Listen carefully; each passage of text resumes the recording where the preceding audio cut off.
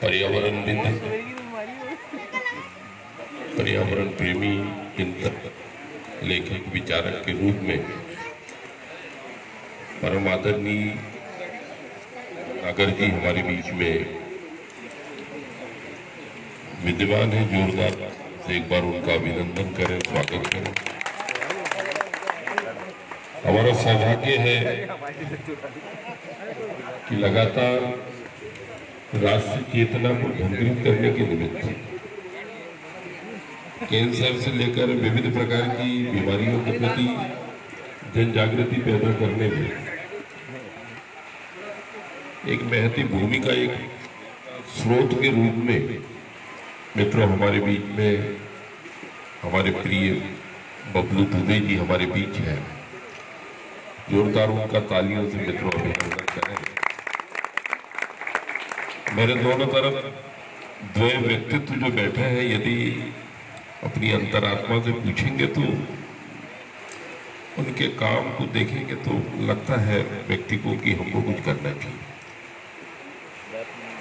हमारे बीच हमारे युवाओं के प्रेरणा स्रोत के रूप में छोटे भाई लक्कू शर्मा जी, हमारे भाई आजाद जी, आजाद भैया, हमारे नगर पालिका के युवा उपाध्यक्ष सम्माननीय आनंद भैया, प्रिय छोटे भाई श्री वैद्य जी और उनके साथ में सब काम करने वाले हमारे श्रद्धेय भार्गव जी, मोटवानी जी, हमारे डॉक्टर विनय जी सहित सभी हमारे भैया शुक्ला जी, पप्पी भैया, हिरेन शर्मा जी सहित सभी हमारे अत्यंत आत्मीय, ये हमारे प्यारे प्यारे बच्चे। मित्रों, जब भगवान की कृपा होती है तब भगवान विचारों के रूप में आते हैं, कल्पनाओं के रूप में आते हैं, भावनाओं के रूप में आते हैं और व्यक्ति को माध्यम बनाकर उसको एक उत्कृष्ट दिशा में गतिशील कर देते हैं। भगवान कोई सुदर्शन चक्र लेके या वो एक अलग स्थिति है, लेकिन सर्वप्रथम व्यक्ति को यदि माध्यम भगवान बनाते हैं तो वो विचारों के रूप में आता है। एक तो व्यक्ति यदि अच्छा है तो उत्कृष्ट विचारों से भगवान भर देते हैं और यदि व्यक्तित्व हमारा निकृष्ट है तो निकृष्ट विचारों से भर देते हैं। ये दो स्थितियां हैं मित्रों। आज युग पीड़ा के संवाहक यहाँ पर बैठे हैं। युग का जो दर्द है, युग की जो वेदना है, ये कार्य वेदना को अनुभूत किए बिना कोई कहे कि ये पेड़ लगाएगा, कोई कहेगा कि जनचेतना को जागृत करने के लिए अपना समय, श्रम, पैसा, रुपया सब कुछ अर्पित करेगा, ये भोगवादी दृष्टि से वो मुक्त हो पाएगा, ये संभव नहीं। उसमें भगवान की असीम कृपा है और उसके प्रति अपन सब नतमस्तक होकर उसके प्रति कृतज्ञता, आभार व्यक्त करते हैं भगवान के प्रति कि उन्होंने ये युग पीड़ा को अनुभूत करने का हमको हृदय दिया और काम करने का अवसर दिया। इतना बड़ा नगर है, इतने बड़े नगर में ढेर सारे युवा हैं, लोग हैं, किंतु ये पानी बरस रहा है मित्रों और ये मुट्ठी भर लोग यहाँ पर जो बैठे हैं जिनके हृदय में राष्ट्र की वेदना है, समाज की वेदना है, युग पीड़ा है कि यार पर्यावरण को कैसे बचाएं, कैसे जल संरक्षण अभिवर्धन करें ताकि आने वाला कल, आने वाली ये धरा स्वस्थ समृद्ध रहे। मैं ज़्यादा न कहते हुए मित्रों इतना ही कहूँगा कि ये जो जुझारूपन है भाई वैद्य जी, भगवान करे ये जुनून अंतिम चरण तक आपका ये जुनून बना रहे। मित्रों, सुंदरलाल बहुगुणा जी को आप पढ़ेंगे तो ध्यान में आएगा कि जिस तरीके से वो वृक्षों से जुड़े, अब मित्रों उतनी गहराई में गए बिना कोई आंदोलन अपन सफल भी नहीं कर सकते। सर्वप्रथम तो यदि संक्षिप्त उस पर देखें तो यहाँ से ध्यान में आए कि पहला काम तो ये ईश्वरी कार्य है। ये हमको कॉन्सेप्ट क्लियर होना कि जो काम कर रहे हैं भगवान का काम है। ये ईश्वरीय कार्य है। दूसरा, ये जो पेड़ पौधे हैं ये हमारे परिवार के हैं।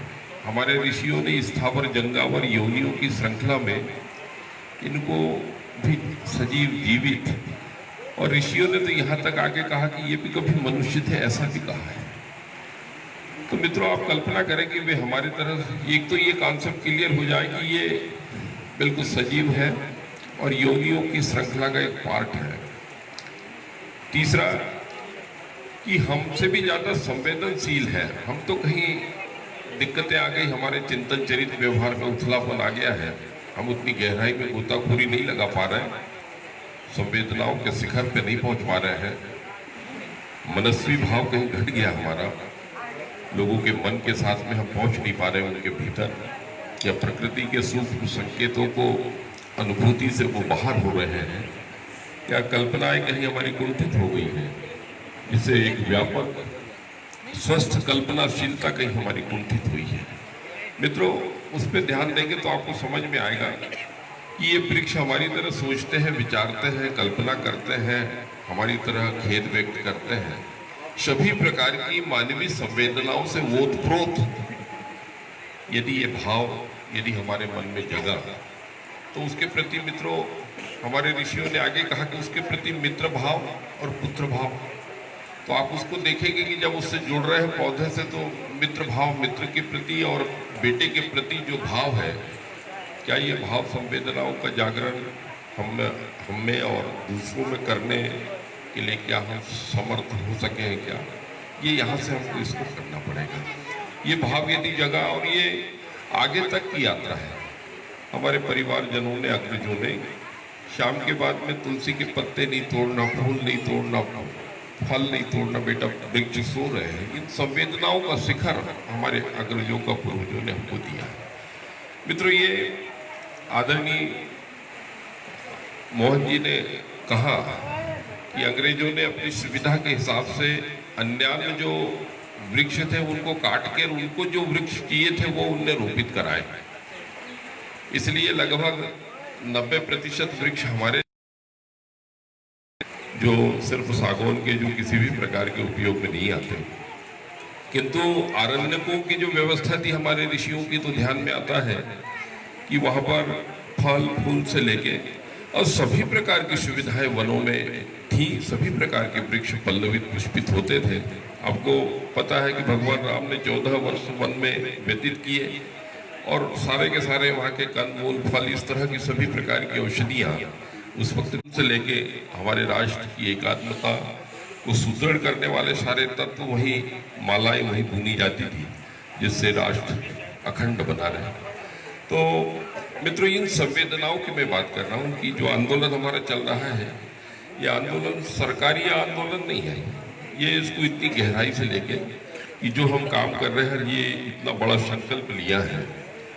दूसरा मित्रों, कि जन्म से लेकर मृत्यु तक कहते हैं कि यहाँ से ऋण लेके विदा नहीं होना, कर्जा लेके नहीं मरना। अगर कर्ज लेके यदि मृत्यु हुई है, तो वो देहांत के बाद जब हमारा फिर से पुनर्जन्म होता है, तो फिर से वो वहीं से यात्रा शुरू होती है। अगर व्यक्ति सोचे कि मैं यहाँ से विदा हो गया, भाई इससे कर्जे से बच गया, तो वो बिल्कुल गलत सोच रहा है। ठीक है, अगर ये भाव हमारा है कि पैदा होने से लेकर मृत्यु तक वृक्षों का जो कर्ज है हमारे ऊपर, यदि हम देहांत के बाद में 7 कुंटल लकड़ी लगती है, तो यार कम से कम ये लकड़ी का प्रबंध तो करे जाए।